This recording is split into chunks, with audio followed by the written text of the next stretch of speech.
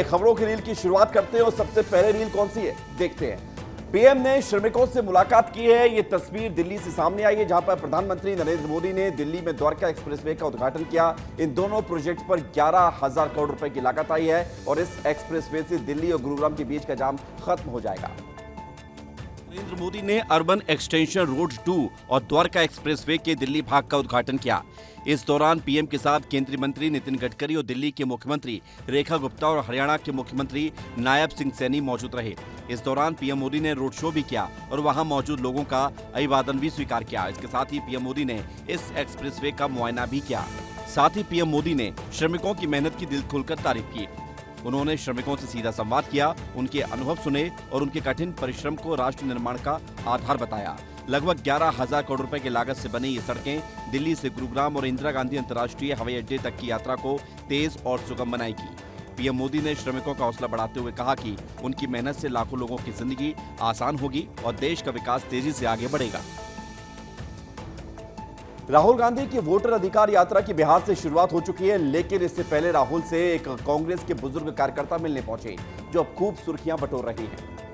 बुजुर्ग करुणा प्रसाद मिश्रा दिल्ली में राहुल गांधी के आवास के बाहर उनसे मुलाकात करने पहुंचे। इस दौरान करुणा मिश्रा ने राहुल गांधी से बिहार में उस दिन शुरू हुई वोटर अधिकार यात्रा में शामिल होने की इच्छा जाहिर की। उन्होंने बताया कि उनका राहुल गांधी और गांधी परिवार के साथ रिश्ता पुराना है और वो पहले भी 2022-23 में राहुल गांधी की भारत जोड़ो यात्रा में उनके साथ कदम से कदम मिलाकर चले थे। मैं मध्य प्रदेश में सीधी जिले में विधानसभा चिरौहट है, वहाँ का मतदाता हूँ। हमारी राहुल गांधी की ये आज से नहीं, वो पुराना रिश्ता है। तो अभी बिहार के यात्रा के संबंध में चर्चा हुई, तो बोले कि हम व्यवस्था बनाते हैं आपको बिहार आने के लिए। मुलाकात के दौरान राहुल ने करुणा मिश्रा की इच्छा का सम्मान करते हुए उनकी बिहार यात्रा के लिए व्यवस्था करने का आश्वासन दिया और उनका संपर्क नंबर दिया।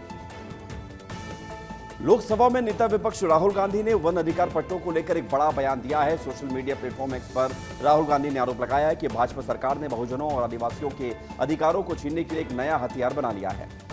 राहुल गांधी ने लिखा, कागज मिटाओ अधिकार चुराओ। बीजेपी ने बहुजनों के दमन के लिए यह तरीका अपनाया है। उनका कहना है कि जहां एक और भाजपा मतदाता सूची से दलितों और पिछड़ों को नाम हटा रही है, वहीं दूसरी ओर आदिवासियों के वन अधिकार पट्टों को गायब करवा रही है। नेता प्रतिपक्ष राहुल गांधी ने छत्तीसगढ़ में आदिवासियों के वन अधिकार पट्टों के रिकॉर्ड अचानक गायब होने का मुद्दा बनाते हुए सरकार पर गंभीर आरोप लगाया है। उन्होंने इस मुद्दे को लेकर शनिवार को सोशल मीडिया प्लेटफॉर्म एक्स पर पोस्ट करते हुए इसे बहुजनों के अधिकार पर हमला बताया है। राहुल गांधी ने लिखा, कागज मिटाओ अधिकार चुराओ। बीजेपी ने बहुजनों के दमन के लिए यह तरीका अपनाया है। उनका कहना है कि जहां एक और भाजपा मतदाता सूची से दलितों और पिछड़ों को नाम हटा रही है, वहीं दूसरी ओर आदिवासियों के वन अधिकार पट्टों को गायब करवा रही है। गोरखनाथ मंदिर में आज सुबह उत्तर प्रदेश के मुख्यमंत्री योगी आदित्यनाथ ने प्रातः भ्रमण किया और इस दौरान उन्होंने एक खूबसूरत मोर को अपने हाथों से केला खिलाया, जो सोशल मीडिया पर वीडियो वायरल हो गया। योगी आदित्यनाथ भगवा वस्त्र में थे और मोर के सामने बैठकर उसे प्यार से खाना खिलाते दिखे। मंदिर परिसर में गाय भी शांति से खड़ी थी, जो इस दृश्य को और भी मनोरम बना रही थी। ये पल लोगों के बीच काफी पसंद किया जा रहा है और उनकी सादगी और प्राकृतिक प्रेम को दर्शाता है। मंदिर का माहौल शांति और आध्यात्मिकता से भरा था, जो इस दृश्य को और भी खास बना रहा था। लोग सोशल मीडिया पर फोटो और वीडियो शेयर कर रहे हैं और योगी जी की तारीफ कर रहे हैं। वीडियो गोरखपुर का है, जहां गोरखनाथ मंदिर एक महत्वपूर्ण धार्मिक स्थल है और योगी आदित्यनाथ के लिए ये स्थान विशेष महत्व रखता है। उनका मोर के साथ समय बिताना उनके नरम दिल और करीबी रिश्तों को दर्शाता है। ये तस्वीर ने सबसे चर्चित तक खबरों में जगह बना ली है और लोग इस खूबसूरत पल को देखकर खुश हो रहे हैं। मध्य प्रदेश कांग्रेस ने जिला अध्यक्षों की घोषणा कर दी है। पार्टी ने एक ही बार में सभी 71 नामों की घोषणा की, लेकिन शायद इसके साथ ही पार्टी में विरोध के स्वर भी फूटने लगे हैं। लंबे इंतजार के बाद कांग्रेस ने जिला अध्यक्षों की घोषणा कर दी है। कई बड़े नामों को भी इस बार जिला अध्यक्ष बनाया गया है। खास बात यह है कि विधायकों को भी जिला अध्यक्ष बनाया गया है। कुछ जिला अध्यक्षों को कांग्रेस ने रिपीट भी किया, लेकिन प्रदेश कांग्रेस कमेटी में सूची के बाद उपजे असंतोष और विरोध को लेकर पार्टी में हलचल तेज हो गई है। कई वरिष्ठ कार्यकर्ताओं और नेताओं द्वारा खुले तौर पर नाराजगी जताने के बाद पीसीसी प्रमुख जीतू पटवारी सक्रिय हो गए। उन्होंने रविवार को सोशल मीडिया प्लेटफॉर्म पर एक्स पर पोस्ट करते हुए असंतुष्ट नेताओं को जल्द नई जिम्मेदारियां सौंपने का भरोसा दिलाया है। जीतू पटवारी के इस पोस्ट को लेकर कई मायने निकाले जा रहे हैं। कांग्रेस पार्टी ने बड़े ही सधे तरीके से जिला अध्यक्षों की कमान सौंपी, लेकिन बावजूद इसके पार्टी के अंदर असंतोष नजर आ रहा है। बिहार में आज से शुरू होने वाले मतदाता अधिकार यात्रा से पहले कांग्रेस नेता राहुल गांधी ने आरजेडी प्रमुख लालू प्रसाद यादव से मुलाकात की। राहुल से मुलाकात के बाद लालू यादव ने एसआईआर को लेकर बीजेपी और एनडीए पर निशाना साधा। बिहार में मतदाता अधिकार यात्रा पर राजद प्रमुख लालू प्रसाद यादव ने बीजेपी और एनडीए पर जमकर निशाना साधा। सासाराम में लालू यादव ने रैली को संबोधित करते हुए कहा, चोरों को हटाएं, भाजपा को भगाएं और हमें जिताएं। किसी भी कीमत पर भाजपा को सत्ता में मत आने दीजिए। राहुल गांधी, तेजस्वी यादव, मल्लिकार्जुन खड़गे और आप सभी एक हो जाएं, इन्हें उखाड़ कर फेंक दें, लोकतंत्र को बचाएं। इस दौरान मंच पर एक खूबसूरत तस्वीर भी सामने आई। दरअसल लालू यादव जब मंच पर आए तब राहुल गांधी और मल्लिकार्जुन खड़गे ने गर्मजोशी से लालू यादव से मुलाकात की, गले भी मिले, उनका स्वागत किया। लंबे वक्त के बाद लालू परिवार राहुल गांधी एक साथ नजर आए हैं, जिससे जनता में उत्साह देखने को मिला और बिहार के मतदाताओं को एक मैसेज देने की कोशिश की गई। महागठबंधन पूरी मजबूती के साथ आगामी विधानसभा चुनाव के लिए तैयार हो रहा है। भारतीय अंतरिक्ष यात्री शुभांशु शुक्ला रविवार तड़के दिल्ली के इंदिरा गांधी अंतर्राष्ट्रीय हवाई अड्डा पर पहुंचे, जहां उनका भव्य और जोरदार स्वागत किया गया। नासा के एक्सियोम 4 मिशन का हिस्सा रहे शुभांशु ने अंतर्राष्ट्रीय अंतरिक्ष स्टेशन पर 18 दिन बिताए, जहां उन्होंने 60 से अधिक वैज्ञानिक प्रयोग सफलतापूर्वक पूरे किए। दिल्ली पहुंचने पर केंद्रीय विज्ञान और प्रौद्योगिकी मंत्री जितेंद्र सिंह, दिल्ली के मुख्यमंत्री रेखा गुप्ता और इसरो के अध्यक्ष डॉक्टर वी नारायणन ने हवाई अड्डे पर उनकी अगवानी की। छात्र संगठनों, स्थानीय लोगों और प्रशंसकों की भीड़ ने तिरंगे झंडे लहराते हुए और जय घोष के साथ शुभांशु का स्वागत किया। उनके साथ बैकअप अंतरिक्ष यात्री प्रशांत बालकृष्णन नायर भी भारत लौटे। शुभांशु ने इंस्टाग्राम पर भारत की वापसी की खुशी जाहिर करते हुए लिखा है कि वो अपने मिशन के अनुभव देशवासियों के साथ साझा करने को उत्सुक है। वो जल्द ही प्रधानमंत्री नरेंद्र मोदी से मुलाकात करेंगे और इसके बाद अपने गृहनगर लखनऊ जाएंगे। इसरो के इस मिशन ने भारत के अंतरिक्ष कार्यक्रम की ताकत को एक बार फिर दुनिया के सामने प्रदर्शित किया है। आज चुनाव आयोग ने प्रेस कॉन्फ्रेंस की और चुनाव आयोग ने प्रेस कॉन्फ्रेंस के दौरान राहुल गांधी का नाम लिए बिना 7 दिन में हलफनामा देने को कहा है, क्योंकि एसआईआर के मुद्दे पर राहुल ने कई गंभीर आरोप चुनाव आयोग पर लगाए थे। चुनाव आयोग ने नई दिल्ली के नेशनल मीडिया सेंटर में प्रेस कॉन्फ्रेंस की। राहुल गांधी का बिना नाम लिए chief election commissioner Gyanesh Kumar ने कहा, वोटरों को फर्जी कहना गलत है, माफी मांगे। 7 दिन में हलफनामा नहीं दिया तो सारे आरोप निराधार होंगे। विपक्ष के वोट चोरी और एक पार्टी के साथ साठगांठ के आरोपों पर सीईसी ने कहा कि हमारे लिए ना कोई पक्ष है, ना ही कोई विपक्ष है। हलफनामा देना होगा या देश से माफी मांगनी होगी, तीसरा विकल्प नहीं है। आपके माध्यम से मैं ये भी कहना चाहता हूं, अगर 7 दिन में हलफनामा नहीं मिला तो इसका अर्थ ये सारे आरोप निराधार हैं और हमारे मतदाताओं को ये कहना कि वो फर्जी हैं, इसके ऊपर जो भी इस बात को बोल रहा है उसको माफी मांगनी चाहिए। उत्तर प्रदेश में समाजवादी पार्टी के राष्ट्रीय अध्यक्ष अखिलेश यादव की लोकप्रियता का एक भावुक नजारा सोशल मीडिया पर खूब वायरल हो रहा है।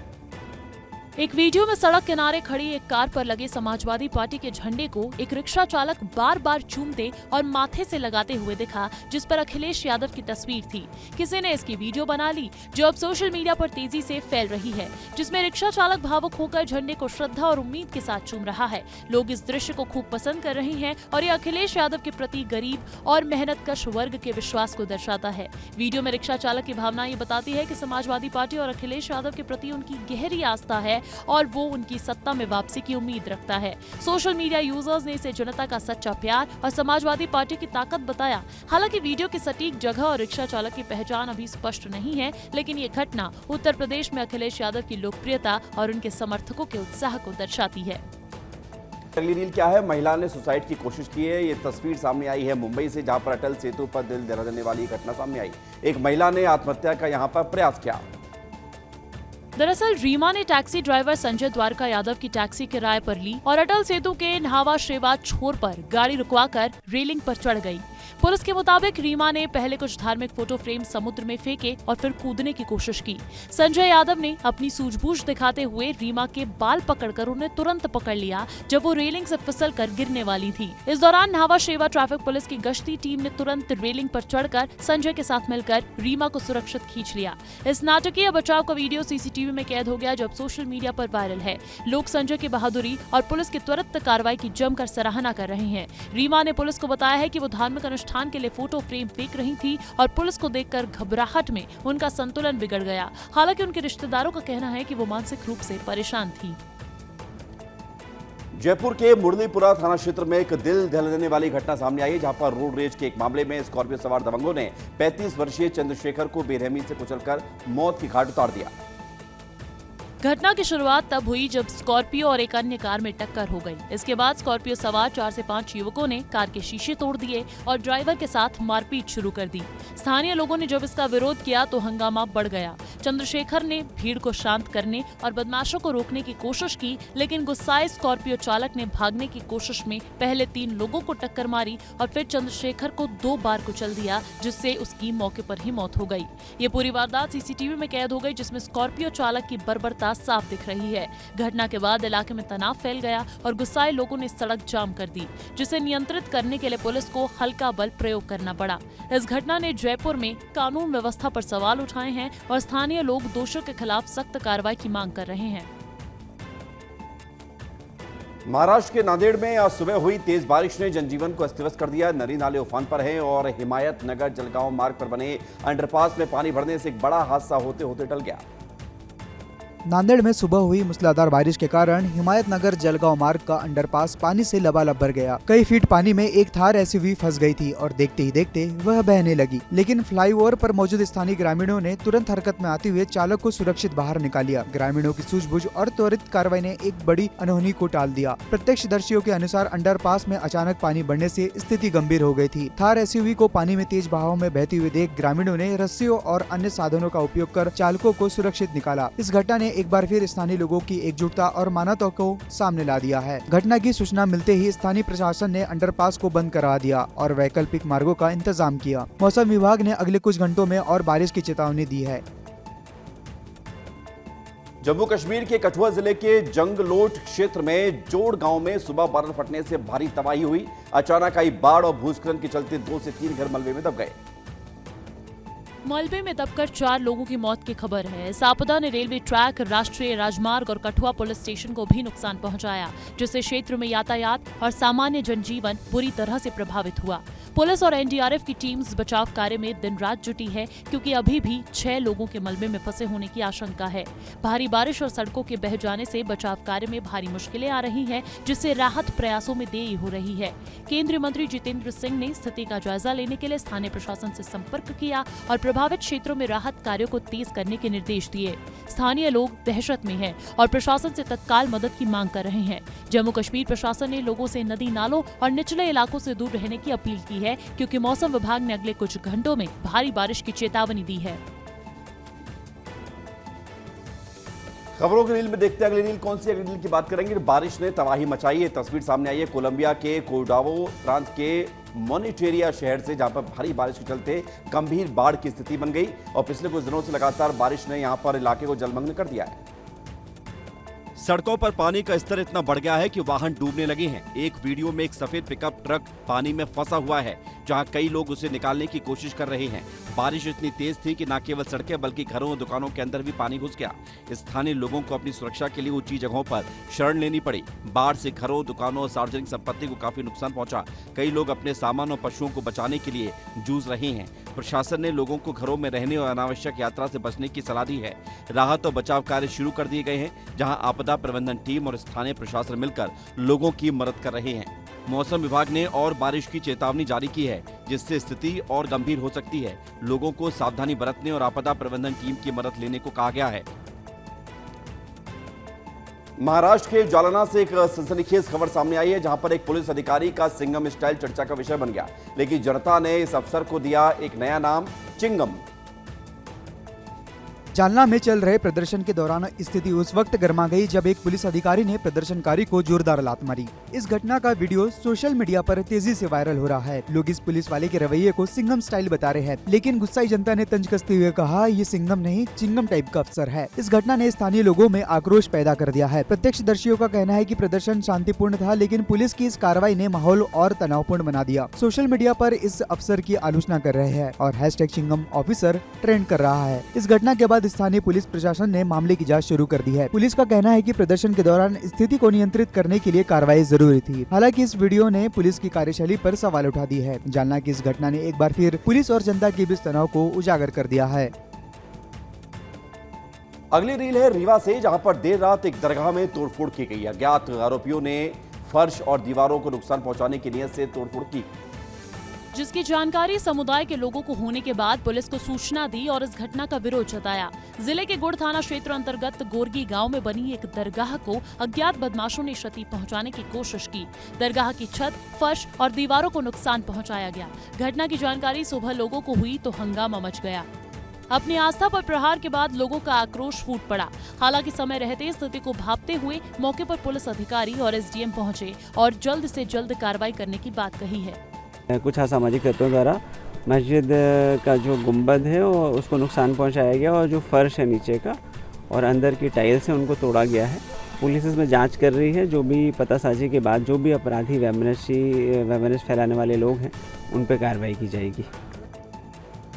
डिंडोरी में स्वच्छता को बढ़ावा देने के लिए पीएचई विभाग लाख कोशिश कर रहा है, लेकिन विभाग ने सरकारी स्कूल और कई आंगनबाड़ी और पंचायत भवनों में हजारों वॉश बेसिन यूनिट भी बनवाए, लेकिन नतीजा ये है कि वॉश बेसिन आज तक बिना पानी के ऐसे ही लगाए गए हैं। जिले के अलग अलग स्कूल्स में लगे ये वॉश बेसिन यूनिट जो बने तो हाथ धोने के लिए थे, लेकिन बनकर रह गए बस सीमेंट लोहे के ढांचे। दरअसल करीब 4 साल पहले पीएचई विभाग ने जिले भर में बनवाए थे। प्रत्येक यूनिट के लिए करीब 80,000 से 1,20,000 रुपए के हिसाब से करोड़ों का बजट मंजूर हुआ, लेकिन पानी की सप्लाई की व्यवस्था करना शायद किसी को याद ही नहीं रहा। मेरे बगल में आप जो तस्वीर देख रहे हैं ये डिंडोरी जिले के तमाम सरकारी स्कूलों और आंगनवाड़ी केंद्रों में इस तरह से ढांचा तैयार किया गया है जो महज शोपीस साबित हो रहा है। तस्वीरों में आप देख सकते हैं कि किस तरह से ये जो वॉश बेसिन बनाया गया है इनके सब पर खच्चे उड़ गए हैं। सर 4 साल पहले बना हुआ था, लेकिन इसका उपयोग आज तक नहीं हुआ। अगली रील है छत्तीसगढ़ की खैरागढ़ से, जहां पर प्यार में पागल आशिक ने अपनी एक्स गर्लफ्रेंड के पति को मारने के लिए पार्सल में बम बनाया और भेज दिया। गनीमत रही कि बम फटने से पहले ही आरोपी को गिरफ्तार कर लिया गया।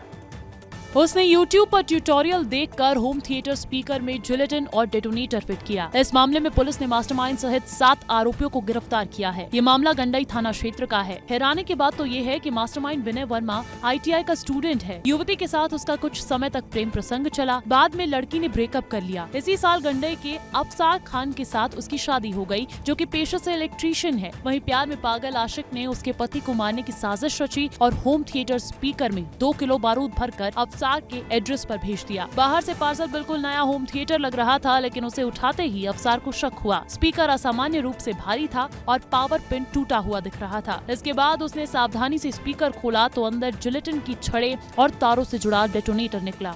देखते हैं अगली रील कौन सी है। युवक का हाई वोल्टेज ड्रामा देखने को मिला है गरियाबंद के फिंगेश्वर में, जहां पर शनिवार देर रात एक नशे में धुत युवक ने ट्रांसफार्मर पर चढ़कर हाई वोल्टेज ड्रामा किया। इलाके में अफरा तफरी मच गई। स्थानीय लोगों के मुताबिक युवक ने अपनी पत्नी से खाने को लेकर हुए झगड़े के बाद शराब पी और नशे की हालत में हाई टेंशन तारों वाले ट्रांसफार्मर पर चढ़ गया और जमकर हंगामा किया।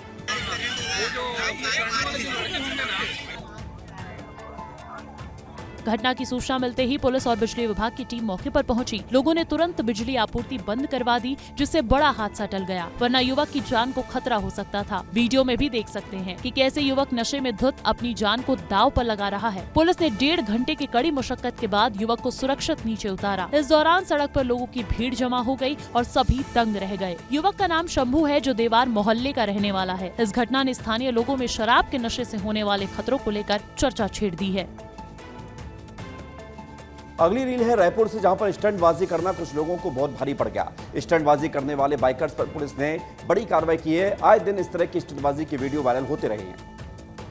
स्वतंत्रता दिवस के मौके पर बाइकर्स गैंग ने सोशल मीडिया प्लेटफॉर्म्स पर वीडियो और फोटो पोस्ट कर नवा रायपुर की सड़कों पर स्टंट शो करने का ऐलान किया था। इस वायरल वीडियो में बाइकर्स में मैं हूं डॉन, 15 अगस्त को नवा रायपुर में मिलो जैसे कैप्शन के साथ लोगों को स्टंटबाजी के लिए बुलाया गया और पुलिस को चुनौती दी, लेकिन लोगों की जगह पुलिस की 40 सदस्यीय टीम ने घेराबंदी कर 128 बाइक और 6 कार जब्त कर ली। इस कार्रवाई में 9 युवकों को गिरफ्तार किया गया है, जिन्होंने स्टंट वीडियो अपलोड किए थे। पुलिस ने तेज रफ्तार, लापरवाही से वाहन चलाने, बिना नंबर प्लेट, नंबर टैंपरिंग, बिना हेलमेट और दस्तावेजों की कमी जैसे आरोपों में मामला दर्ज किया। जब्त वाहनों को थाना राखी, मंदिर हसौद और अटल नगर यातायात थाने में रखा गया है। पुलिस ने युवाओं से अपील की है कि सोशल मीडिया पर वायरल स्टंट वीडियो की नकल न करें, क्योंकि ये जानलेवा हो सकता है। जशपुर जिले के पत्थलगांव वन परिक्षेत्र में जंगली हाथियों का उत्पात लगातार जारी है। देर रात 3 जंगली हाथियों के एक दल ने गांव में घुसकर किसानों की फसलों को भारी नुकसान पहुंचाया। धान और मक्के की फसलों को रौंदने से किसानों की मेहनत पर पानी फिर गया, जिससे उनकी आजीविका पर संकट मंडरा रहा है। हाथियों के गांव में घुस आने से ग्रामीणों में दहशत का माहौल है और लोग डर के कारण घरों से बाहर निकलने से कतरा रहे हैं। सूचना मिलते ही वन विभाग की टीम मौके पर पहुंची और हाथियों को जंगल की ओर खदेड़ने की कोशिश में जुट गई। वन अमले ने मुनादी कराकर ग्रामीणों को सतर्क रहने और जंगल की ओर न जाने की चेतावनी भी दी है। स्थानीय लोगों का कहना है कि रात के समय हाथियों का दल अचानक खेतों में आ धमका और फसलों को तहस नहस कर दिया। वन विभाग के अधिकारियों ने बताया है कि वे स्थिति पर नजर रखे हुए हैं और प्रभावित किसानों के नुकसान का आकलन कर मुआवजा देने की प्रक्रिया भी शुरू की जाएगी। हाल ही के महीनों में जशपुर के विभिन्न इलाकों में हाथियों के हमले बढ़े हैं, जिससे मानव हाथी संघर्ष की समस्या गंभीर हो गई है। अगली रील है बलरामपुर से, जहां पर वाड्रफ नगर विकासखंड के धौरपुर गांव में प्रशासनिक व्यवस्थाओं की पोल खुल गई। यहां पर एक महिला एक शव को घाट पर ले जाना पड़ा। एक महिला के शव को अंतिम संस्कार के लिए घाट पर रखकर 4 किलोमीटर पैदल नदी पार कर मुख्य सड़क तक लाना पड़ा। गांव में सड़क और पुल की कमी के कारण शव वाहन गांव तक नहीं पहुंच सका, जिससे परिजनों और ग्रामीणों को भारी परेशानी का सामना करना पड़ा। भारी बारिश के बीच ग्रामीणों ने नदी के तेज बहाव को पार कर शव को घाट पर ढोया। इस दौरान ग्रामीणों ने प्रशासन पर लापरवाही का आरोप लगाया, क्योंकि क्षेत्र में लंबे समय से सड़क और पुल की मांग अनसुनी रही है। स्थानीय लोगों का कहना है कि बरसात में नदी का जलस्तर बढ़ने से आवागमन और भी मुश्किल हो जाता है, जिससे मरीजों और शवों को ले जाना असंभव हो जाता है। इस घटना ने क्षेत्र की बदहाल बुनियादी सुविधाओं को उजागर किया है, खासकर पंडो जनजाति बहुल क्षेत्र में, जहां एम्बुलेंस और अन्य वाहन नहीं पहुंच पाते। अगली खबर है पांडुर्ना से, जहां पर सौसर तहसील के देवी गांव में एक युवक की लापरवाही का सनसनीखेज मामला सामने आया। गांव की नदी में तेज बहाव के बीच एक युवक ने अपनी जान जोखिम में डालकर सिर पर गेट रखकर नदी पार की। इस घटना का वीडियो सोशल मीडिया पर वायरल हो गया, जिसमें युवक खतरनाक तरीके से नदी पार करता दिख रहा है। मौके पर मौजूद ग्रामीणों ने उसे रोकने की कोशिश की, लेकिन वो नहीं माना और तेज बहाव में आगे बढ़ गया। स्थानीय प्रशासन ने कुछ साल पहले नदी पर पुलिया के बजाय रपटा बनवाया था, जो सामान्य दिनों में आवागमन के लिए सुविधाजनक है, लेकिन बारिश के मौसम में नदी का जलस्तर बढ़ने और तेज बहाव के कारण ये मार्ग बेहद खतरनाक हो जाता है। इस घटना ने क्षेत्र में बुनियादी सुविधाओं की कमी को फिर से उजागर किया है और साथ ही युवक की लापरवाही को भी उजागर करता है। वीडियो में साफ दिख रहा है कि कैसे युवक बेखौफ अपनी जान को दांव पर लगा रहा है। सौसर थाना प्रभारी रूपलाल ने इस मामले पर प्रतिक्रिया देते हुए लोगों से अपील की है कि वो तेज बहाव वाली नदी में जान जोखिम में डालकर ना जाएं, क्योंकि इससे जान माल का गंभीर खतरा रहता है। तो लापरवाही किस हद तक हो सकती है, ये हमने आपको दिखा दी। अगली रील क्या है, ये भी आपको दिखाते हैं। सीसीटीवी में चोरी की वारदात कैद हो गई है। तस्वीर सामने आई है शहडोल से, जहां पर धनपुरी थाना क्षेत्र में चोरी की बढ़ती वारदातों ने लोगों का जीना मुश्किल कर दिया है। रक्षाबंधन जैसे पावन त्योहार पर भी लोग जब रिश्तेदारों के पास गए थे, तब चोरों ने सुनसान घरों में निशाना बनाया। हालांकि सीसीटीवी फुटेज की मदद से पुलिस ने इस पूरे मामले का खुलासा किया और कुख्यात चोर से चोरी किए गए लाखों के जेवरात सहित अन्य सामग्री जब्त कर आरोपी को गिरफ्तार कर सलाखों के पीछे ढकेल दिया है। धनपुरी के कच्ची मोहल्ले में रहने वाले अब्दुल फजल के घर पर चोरों ने सबसे पहले धावा बोला।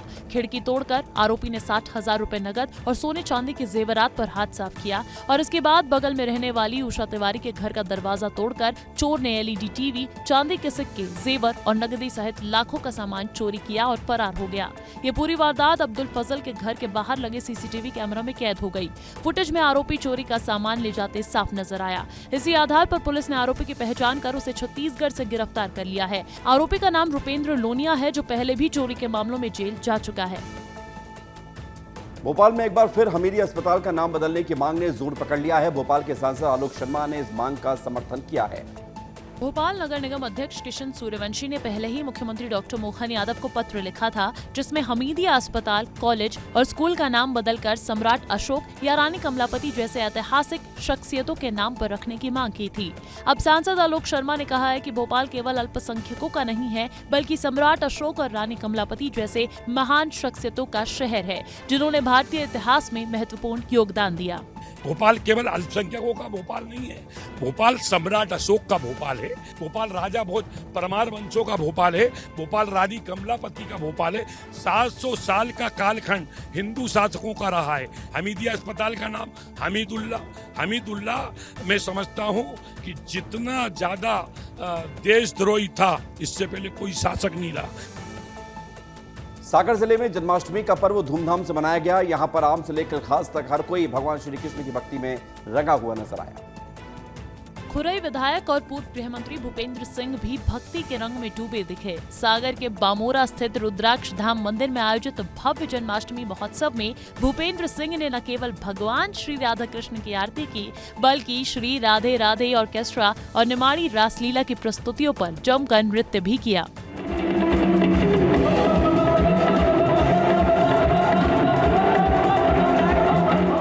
उनका ये उत्साहपूर्ण डांस सोशल मीडिया पर वायरल हो रहा है और लोग इसे खूब पसंद कर रहे हैं।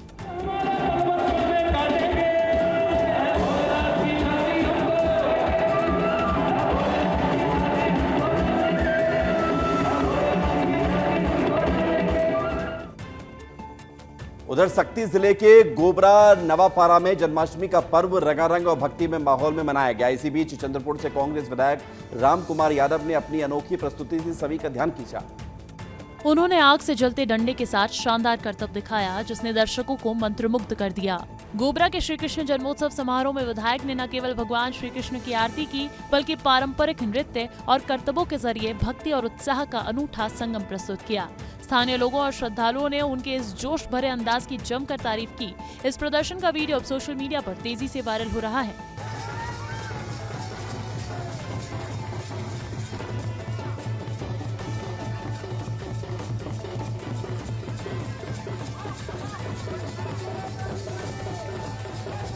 स्थानीय लोगों ने बताया कि विधायक राम कुमार यादव हर साल जन्माष्टमी के अवसर पर ऐसे आयोजनों में सक्रिय रूप से हिस्सा लेते हैं, जिससे क्षेत्र में सांस्कृतिक और धार्मिक उत्साह बढ़ता है। और आइए खबरों की रील में अगली रील दिखाते हैं आपको। शिवराज सिंह चौहान का अंदाज ये वायरल हुआ है। ये रील है भोपाल से, जहां पर केंद्रीय मंत्री शिवराज सिंह चौहान ने अपने घर पर जन्माष्टमी का त्योहार धूमधाम से मनाया। दही हांडी में भी हिस्सा लिया। इस खास दही हांडी कार्यक्रम में शिवराज ने भगवान श्री कृष्ण की पूजा की और दही हांडी फोड़ने में हिस्सा लिया। उनके साथ स्थानीय लोग, कार्यकर्ता और बच्चे भी शामिल हुए, जिससे माहौल बहुत खुशहाल और भक्तिमय रहा।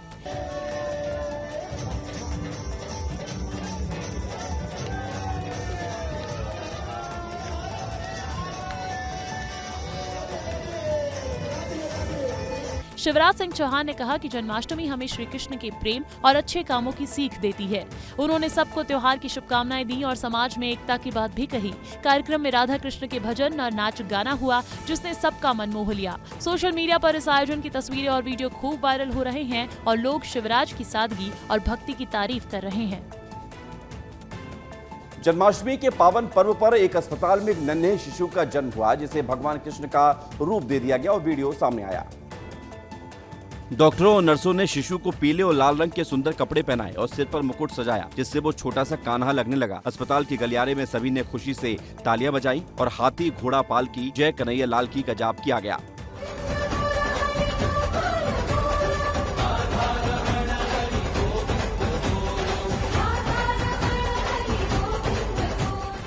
माँ और बच्चे दोनों स्वस्थ हैं, जिससे परिवार और स्टाफ में खुशी की लहर है। ये दृश्य इतना प्यारा था कि एक नर्स ने इसे अपने फोन से वीडियो भी बनाया, जो सोशल मीडिया पर वायरल हो गया। लोग इस वीडियो को देखकर भावुक हो गए हैं और इसे जन्माष्टमी का सबसे सुंदर पल बता रहे हैं। लोग इसे भगवान कृष्ण का आशीर्वाद मान रहे हैं और प्रार्थना कर रहे हैं कि शिशु स्वस्थ और लंबी उम्र पाए। वीडियो में नन्हे कान्हा की मुस्कान और डॉक्टरों का उत्साह देखकर हर कोई भावुक हो रहा है। यूपी के हापुड़ में एक नाबालिग बच्चे के वाहन चलाने का मामला सामने आया है, जिसने यातायात पुलिस की सख्ती से कार्रवाई इस पर की गई है और इस घटना में पुलिस ने 10,000 रुपए का चालान भी काटा है। मामला तब प्रकाश में आया जब एक बच्चे के छोटा हाथी वाहन चलाते हुए एक वीडियो सोशल मीडिया पर वायरल हो गया। वीडियो में बच्चा बिना किसी डर के वाहन चलाता हुआ दिखाई दे रहा था, जिसे देखने के बाद यातायात पुलिस ने तुरंत संज्ञान लिया और कार्रवाई की। पुलिस ने वीडियो के आधार पर नियमों का उल्लंघन करने वाले अभिभावकों और बच्चे के खिलाफ चालान जारी किया है। इस घटना ने एक बार फिर से यातायात नियमों के पालन और नाबालिगों के वाहन चलाने के खतरों को उजागर किया है।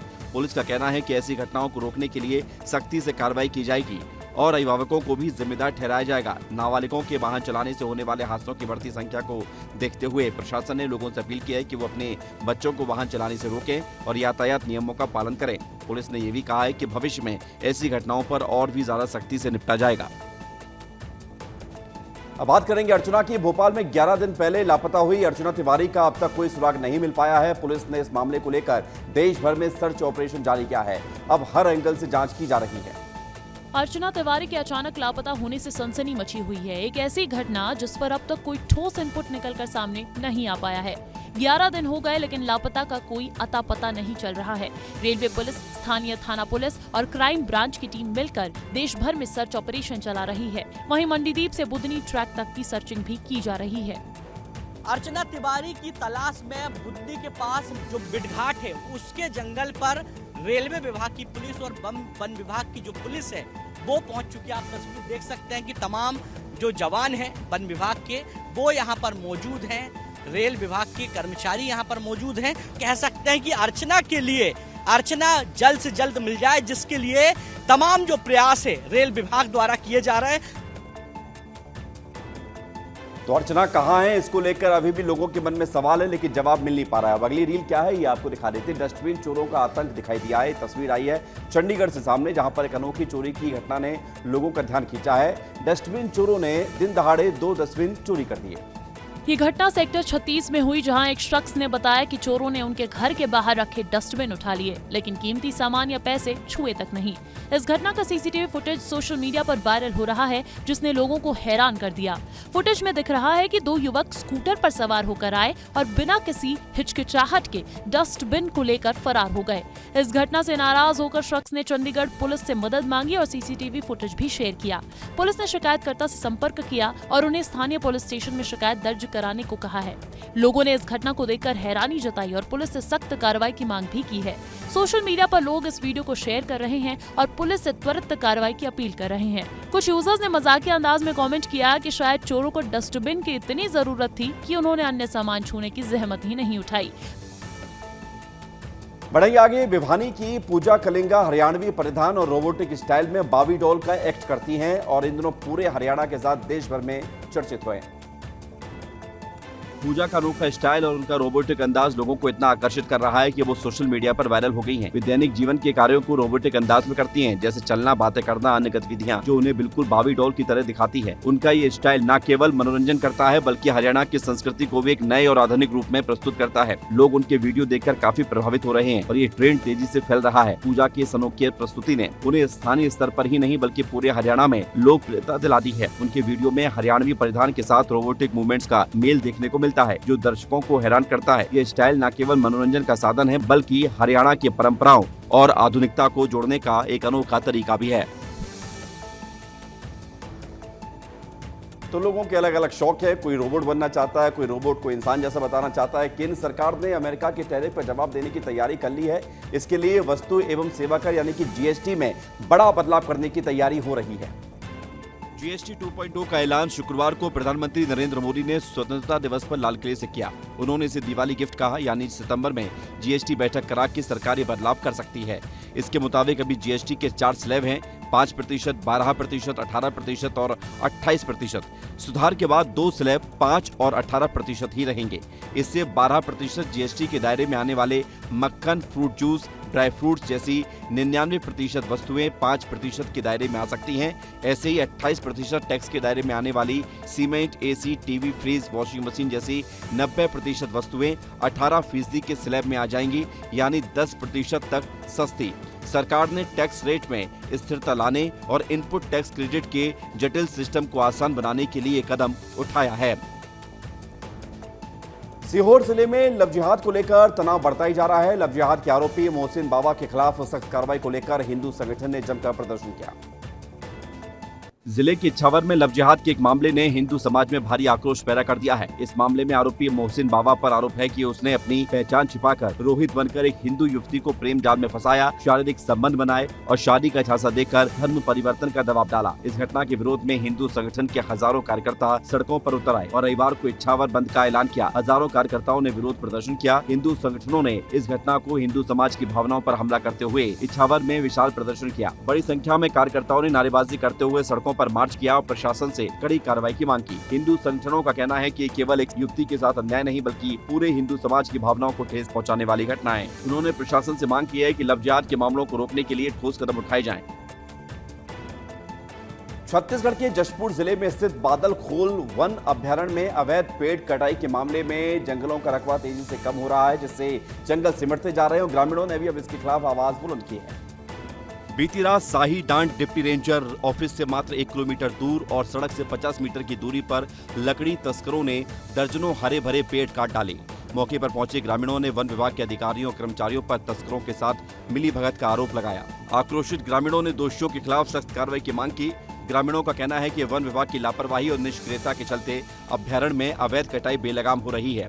इससे पहले भी बादल खोल अभ्यारण्य में बड़े पैमाने पर पेड़ कटाई की घटनाएं सामने आ चुकी हैं, लेकिन कार्रवाई के नाम पर सिर्फ खाना पूर्ति हुई है।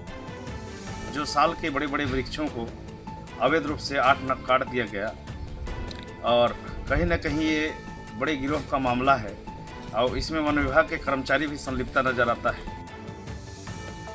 भारतीय टी20 की क्रिकेट टीम के कप्तान सूर्य कुमार यादव ने सितंबर माह में होने वाले एशिया कप के लिए फिटनेस टेस्ट पास कर लिया है और इस बार एशिया कप में वो भारतीय टीम की कप्तानी करते हुए नजर आएंगे।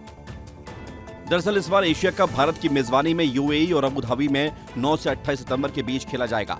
इस बार का टूर्नामेंट टी20 फॉर्मेट में खेला जाना है और इसलिए टीम इंडिया सूर्य कुमार यादव की कप्तानी में उतरेगी। कप्तान के तौर पर ये सूर्या का पहला एशिया कप भी होगा और वो टाइटल डिफेंड करने की पूरी कोशिश करेंगे।